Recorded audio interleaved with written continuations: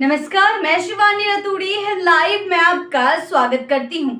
बिहार में इस साल होने वाले विधानसभा चुनावों से पहले सियासी समीकरण की बुनियादी जातीय और सामाजिक प्रतिनिधित्व पर फिर से खड़ी होती दिखाई दे रही है। इसी क्रम में नेता प्रतिपक्ष तेजस्वी यादव ने शनिवार को पटना के श्री कृष्ण मेमोरियल हॉल में आयोजित बिहार राज्यपाल महासंघ के सम्मेलन में पाल समाज की कई बड़ी घोषणाएं कर चुनावी समर में नई लकीर खींच दी है। उन्होंने स्पष्ट रूप से कहा है कि अगर बिहार में महागठबंधन की सरकार बनती है तो जो पाल समाज के ऋण को चुकाना उनका पहला कर्तव्य होगा। तेजस्वी ने सम्मेलन में कहा कि पाल समाज ने लालू प्रसाद यादव को मजबूत किया है और अब वक्त है समाज को उसका सम्मान और अधिकार लौटाने का। उन्होंने वादा किया है कि सत्ता में आने पर चारवाहा आयोग का गठन किया जाएगा जो इस समाज की विशिष्ट समस्याओं और सामाजिक आर्थिक विकास को केंद्र में रखकर काम करेगा।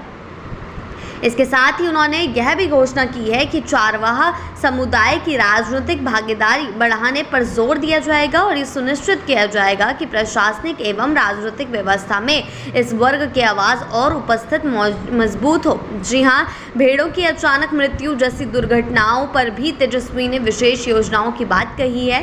उन्होंने कहा है कि भेड़ पालन इस समाज की आजीविका का प्रमुख स्रोत है और भविष्य में दुर्घटनावश पशुधन की मृत्यु होने पर सरकारी मुआवजा और सहायता की व्यवस्था की जाएगी।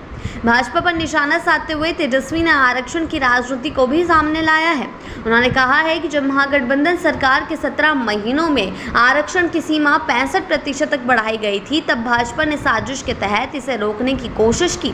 तेजस्वी ने स्पष्ट किया है कि अगर इसे संविधान की 9वीं अनुसूची में शामिल कर दिया गया होता तो ये संकट नहीं आता। उन्होंने आरोप लगाया कि आज जो भी बहालियां बिहार में हो रही है उनमें बहुजन समाज को वंचित रखा जा रहा है। तेजस्वी ने जनता से सवालिया लहजे में कहा कि जब सरकार 15 साल पुरानी गाड़ियों को सड़क पर उतरने की अनुमति नहीं देती तो बिहार की जनता 20 साल पुरानी भाजपा जेडीयू सरकार को क्यों ढो रही है। उन्होंने लोगों से बदलाव की अपील करते हुए कहा है कि अब वक्त आ गया है नई सोच, नई दिशा और सामाजिक न्याय पर आधारित सशक्त सरकार की स्थापना का। जी हाँ, सम्मेलन में बिहार राज्यपाल महासंघ के अध्यक्ष चंद्रमोहन पाल ने अध्यक्षता की, जबकि कार्यक्रम का संचालन राजद के राष्ट्रीय प्रवक्ता डॉक्टर दिनेश पाल ने किया।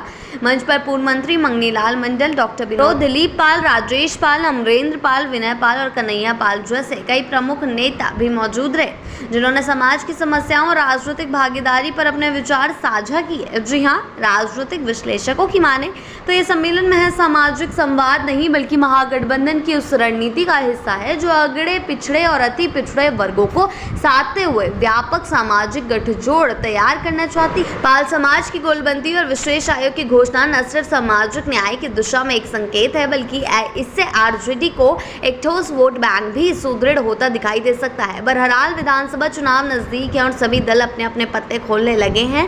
तेजस्वी यादव द्वारा चरवाहा आयोग और पाल समाज की भागीदारी बढ़ाने के वादे के बाद अब देखना ही होगा कि ये घोषणा मैदान में कितना असर दिखाती है और विपक्ष इस पर क्या प्रतिक्रिया देता है। लेकिन इतना तो तय है कि बिहार की सियासत में जातीय प्रतिनिधित्व एक बार फिर से केंद्र में लौट आया है। ऐसी ही अपडेट्स के लिए जुड़े रहे हैं लाइव के साथ ही चैनल को सब्सक्राइब करना ना भूलें और हमारी फेसबुक और वेबसाइट के साथ भी जरूर जुड़ें।